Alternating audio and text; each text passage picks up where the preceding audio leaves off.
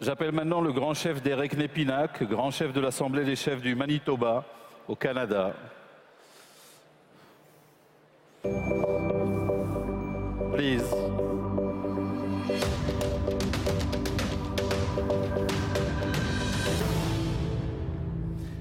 Juste pour rappel, il nous reste 3 interventions. Donc je vous demande encore un peu de patience. Je sais que c'est long.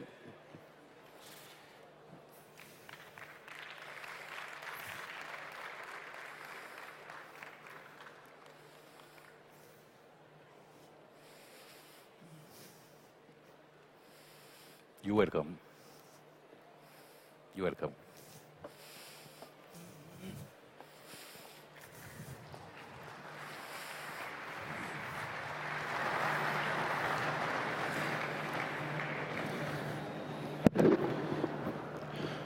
Bonjour, Nuichiwaganak, Nibin Makwa, Indigenous Kasmakwan Totem. My name is Derek Nepinak, and I am very, very honored to be here today to participate in the closing ceremonies following this wonderful forum.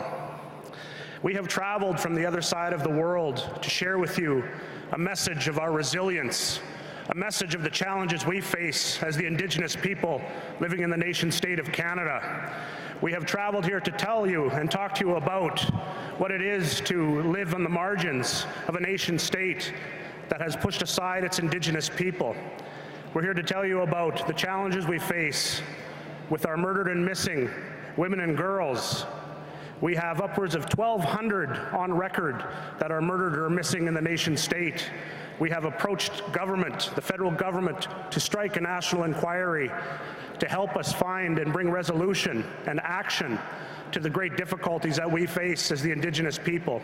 We're here to tell you about tens of thousands of our children that are in state care, tens of thousands of our children that grow up in state care and sometimes never return home to their families. I just found out yesterday that in the last 8 months, 18 of our children have passed away in state care in one jurisdiction, the jurisdiction of Alberta, Canada.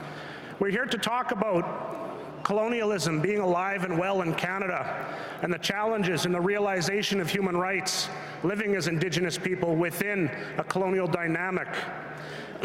We know that the nation state talks about being a champion of human rights, but we are here to tell you that that's not the case for our people living within that construct. What does one say when we reflect upon generations of colonial mechanisms that cross and transcend many boundaries across one institution to the next?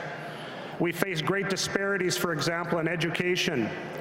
Although our children should be receiving equal access and equitable access to education, investments made in other segments of society are 2 and 3 times higher than what we receive for our children. The opportunities are not equitable. And I would like to invite the Special Rapporteur on the right to education from the United Nations to visit us in our nation state in Canada to come and see the situation of education in our communities. We have been offered changes in education in our communities, but in those offerings that have come forward by the state government, they have asked us to give up our jurisdiction, the jurisdiction of the families, to provide for these educational opportunities. That's what we're living with right now in our country. We are also seeing the rise of commercial proprietary interests being held above the human rights of our people to land. We're seeing our people going to jail in numbers as they stand to protect the land, to protect the environment. They're being carted off to jail because they're causing infractions to injunctions and court orders. We are living in a very, very difficult time, but at the same time as I come here to raise the profile and to communicate to you the challenges we face as Indigenous people, I'm also here to tell you that we are very, very resilient. We are going through a renaissance, a renewal of who we are. The old ways that we once operated from many generations ago are beginning to look new again. Our sovereignty is becoming strong again. And when I talk about our sovereignty, my elders, the old ones, remind me that our sovereignty is lived and expressed through the strength of our women. The strength of our women in bringing new life and being the life givers in our communities. And I would be remiss to come up here and talk about the challenges of human rights, the inequity and the violence faced by many of our missing women and girls without inviting my friend, my colleague, another Indigenous person from our neighboring community in Saskatchewan. I would be remiss if I did not offer a moment for her to share with you a reflection upon her understanding about the state of colonialism in Canada. It's been a great honor for me to be here to witness the power and the strength of the world community. And I want to share this as I make my final comment. I recognize throughout the world that there are tremendous uses of force.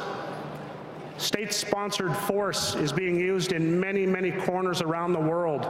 But I see the great passion and the commitment of all the people here, many people back home, standing up to force and overcoming force and exercising passion in what they believe in.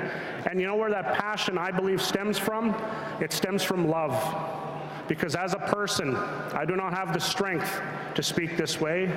As a person, I don't have it. It's only through the love I have for my children, the love I have for my family, my community, my nation, that I'm able to do this.